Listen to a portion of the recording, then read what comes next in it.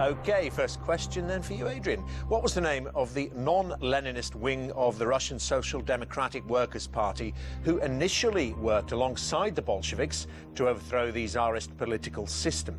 Mensheviks, Kharkovists or Smicheviks? Haven't got a clue. So, we'll have to do process of elimination as we watch Daphne doing each week. Let us see. The name that's kind of striking out to me, first of all, that I don't think it is the one on the right, the Smekovics, is it? I don't like the sound of the Kharkovists, so I'm going to go for the Mensheviks. OK, Bolsheviks and Mensheviks. Yes, it's the right answer. Means literally eggheads? Well, minority is the workers. Bolshevik is meant to mean majority, even though they weren't, which is typical. OK, and first question to you, Pat. In which century was the War of the Spanish Succession fought? 18th, 19th or 20th? I have trouble with the Wars of Succession. There were several of them. I think there's a Polish succession, an Austrian succession and a Spanish succession. And at times they all fuse into one chaotic mix. We can rule out the 20th. That's very straightforward. So it's whether it's the 1700s or the 1800s. 19th century, 1800s onwards. I think it precedes that. I think 1800 sounds a bit late for Spanish succession. I think I'll go with the 18th century. OK, 18th century for the War of the Spanish Succession. Are there eggheads? Yeah. Full dates, do you know? 1701 to 13. 1701 to 13. You're in the money, Pat. Got it. So one to you. Adrian, during the Second World War, the White Rose was a resistance group in which of the Axis countries? Germany, Italy or Japan? Right. I'm not thinking of flowers and where they're from and things. I would not think it's Japan. So I think I'm going to rule out Japan straight away because I don't think it's them. Germany or Italy, resistance movements. I'm going to go straight down the middle, please. Again, it's a pure and utter guess, but I'm going to go straight down the middle and say Italy. Italy for the resistance called the White Rose. Eggheads? It's Germany. It's Germany. Oh. OK, the White Rose there, and that means a chance for Pat. What were targes used by Scottish soldiers in the Middle Ages? Shields, helmets or boots? I don't think I've ever heard of these. The Middle Ages, that's 1200 to about 1500 in there somewhere. What would soldiers use? Shields. Well, shields are primarily against arrows and swords, so they'd be useful in the Middle Ages, as would helmets, as would boots. I have no idea, I'm afraid, so I'm going to have a guess, and I'll guess shields. Shields for a targe. It's the right answer. You have the lead. Oh, no conviction there, but got the right answer. So it means, Adrian, you've got to get this to stay in this round. Which future American president led the force known as the Rough Riders at the Battle of San Juan Hill in 1898? Was it Theodore Roosevelt, James Garfield, or Grover Cleveland? Oh dear. Right. When we knew we were coming, I was deciding on, I was taking up history, and I've actually been reading up on the American presidents, and this one doesn't come to me at all.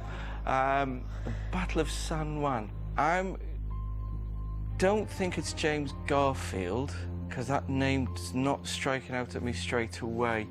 And funny enough, I was reading about Roosevelt. I'm going to opt for Grover Cleveland. No particular reason, but I just seem to get drawn towards Grover Cleveland. OK, what would you have said, Pat, if you'd been put in? I think it's Theodore Roosevelt. It is, yes. Oh. It's Teddy Roosevelt there.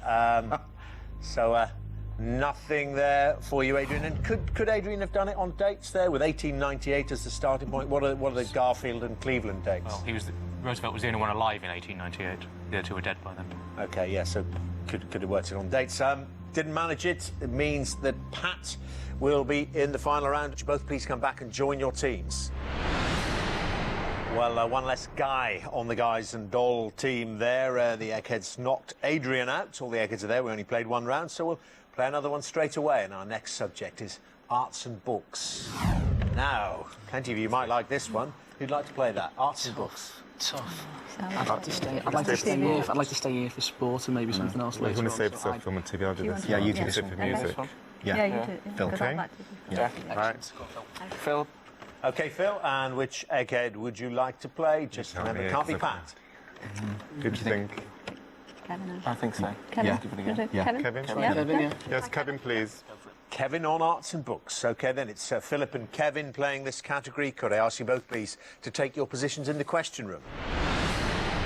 Well, Philip, I hope you won't mind me saying, but when it comes to the costume stuff, presumably you never need a wig. I am quite famous for my hair, I have to say. But I'm proud to have a good head of hair at my age. Absolutely. You know, I'm keeping hold of it. And what are your kind of favourite parts?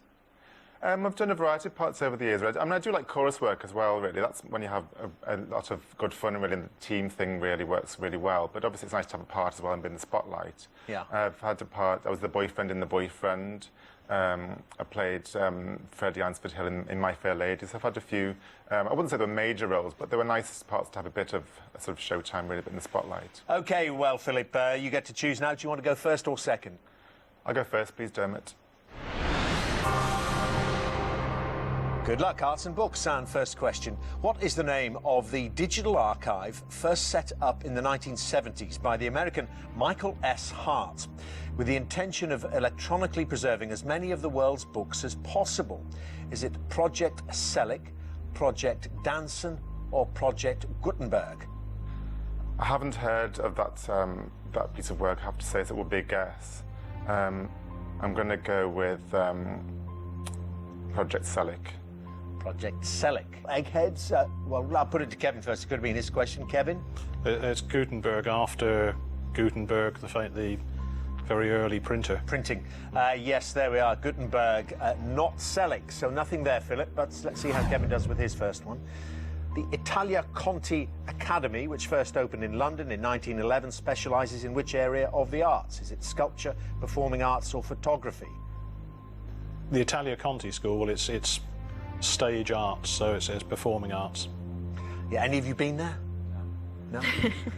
No, but would have known that answer. Performing arts is the right answer. So, Philip, what type of insect did James McNeill Whistler use as part of his signature on paintings? Ladybird, honeybee, or butterfly? Again, this will be a guess because I've not come across this. Trying to think of which could be realistically drawn into a signature, really, because I'm trying to think of somebody you could probably bring into his name, really. I'm going to go for honeybee. OK, B for Whistler's, part of Whistler's signature. It's not a bee, Philip, no. Kevin? It's a butterfly. It's a butterfly. So, Kevin, with a chance of wrapping the round up here. Kevin, the narrative of Arthur Gordon Pym of Nantucket, published in the 1830s, is the only complete novel by which American writer? Edgar Allan Poe, Emily Dickinson, or Walt Whitman? Mainly, well, the other two are primarily poets anyway, but he normally specialised in short stories. It's Edgar Allan Poe. It is Edgar Allan Poe, I'm afraid. It is the correct answer, and tricky ones there for you, Philip. Never got off the mark, so it means, Kevin, you'll be in the final round. No place for you, Philip. Would you both please come back and join your teams? Well, if it keeps going like this, it might very soon be Guy and Doll. Still Guys and Doll. Lost 2 brains from the final round, though, and another head-to-head. Coming up, our third one. This is sport. Yes, this is one waited for. This is easy. I think if I don't get these right, I'm in embarrassment. I'm going to go for sport, I think. OK. Who would you like to play from the Eggheads? I think we'll go for CJ. Oh, joy be unconfined. Sorry, CJ. OK, then. Let's have Matt and CJ into the question room to play sport. So, Matt, from your eagerness to play this round, I take it it's not just theatre that rocks your boat. No, Dermot, I do like a bit of sport as well, but I think the past few years I've been more a kind of armchair watcher than actually doing anything too physically exerting, but there we are. Yeah, what kind of sports? Oh, I like football, cricket, tennis as well. Not so much the pub sports, things like snooker and darts and that kind of thing. So if we can avoid those questions, I'll be very grateful indeed. OK, well, Matt, would you like to go first or second? I'll go first, please, Dermot. All right, good luck, Matt. And your first question. Held annually in Dublin, the Aga Khan Trophy is a contest in which sport? Cycling, show jumping or darts? OK, I don't know this for a fact, but I've got a feeling that the Aga Khan is very much big to do with horses. I think he owns quite a few horses as well, so I don't think it's going to be darts. I don't think it's going to be cycling. So I think we're going to go with show jumping for this one, Dermot. OK, with a horse link there. Show jumping is correct. Well done. Got that link there with the Aga Khan. CJ, in 2010, which football team became the first in the history of the Premier League to enter administration? Sunderland, Hull City or Portsmouth? And for the first time in the history of Eggheads, I'm going to get a football question correct. Portsmouth. Portsmouth is the right answer. Yes, CJ. Back to you, Matt. Which snooker player made a record 30th appearance at the World Championships in Sheffield in 2010? Steve Davis, John Parrott or Stephen Hendry? This is a tricky one. I'd rather avoided the pub sports, Dermot, but there we are. We're stuck with it now. Never mind. I don't think it was John Parrott. And I know that Steve Davis did take part in that tournament. I'm not sure if Stephen Hendry did, but I think Steve Davis is possibly one of the oldest of the three. So it's likely he'll have been it's probably his 30th year. I'm going to go with Steve Davis. OK, Steve Davis on age there. CJ? Absolutely right. And he did quite well, didn't he, in that year? He got to the quarter-finals after beating defending champion John Higgins 13-11 in the second round, and he lost to the eventual champion Neil Robertson. Oh, good performance. OK, not your question just as well. Matt got it and has got a 2-1 lead. CJ, your second question. Which cricket ground is home to the historic venue known as the Long Room? The Oval, Lords or Trent Bridge? Now, I've heard of this. I don't think it's Trent Bridge. I think it's one of the big ones. I think the Long Room is very historic. And if it's historic, generally, it's Lords. I think it's an old historic room. Maybe there's trophies and memorabilia up in it from players long past. So I'm going to go for Lords. Lords. It's the right answer, CJ. You worked that out very well. So, Matt, going well. Get this and you might get into the final round.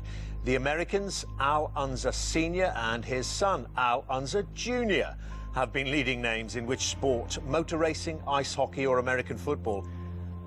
Now, I have absolutely no idea at all, Dermot. I know a little bit about American football, and I don't think I've heard of them play American football before. I know even less about motor racing and ice hockey. They're sports I don't really follow. Al Unser Senior, Al Unser Junior. I'm trying to think if they kind of ring any vague bells at all, and they don't, unfortunately. So it's going to be a complete shot from nowhere. Let's go with ice hockey, Dermot. OK, ice hockey. Oh dear, you're right about American football, not that, but it's not ice hockey. It is motor racing. So an opportunity for CJ. That's sport. Yeah, and? Well, let's see. In the 20th century, how many times were the Summer Olympic Games cancelled because of war? 2, 3 or 4? OK, there were definitely 2 in the Second World War. So we had the 1912 Games. There wasn't one in 1916, and there was one in 1920. So that's 3. Shouldn't be any others. So it's 16, 40 and 44. Can't think of any others, so I'll go for 3. 3? You're saying there 1916, 40 and 44. Absolutely right, CJ, yeah. Got it. And named the dates as well. Didn't need that, but you supplied them. It means you'll be in the final round. And no place for you, Matt. Would you both please come back and join your teams? It begins with a whisper on the wind.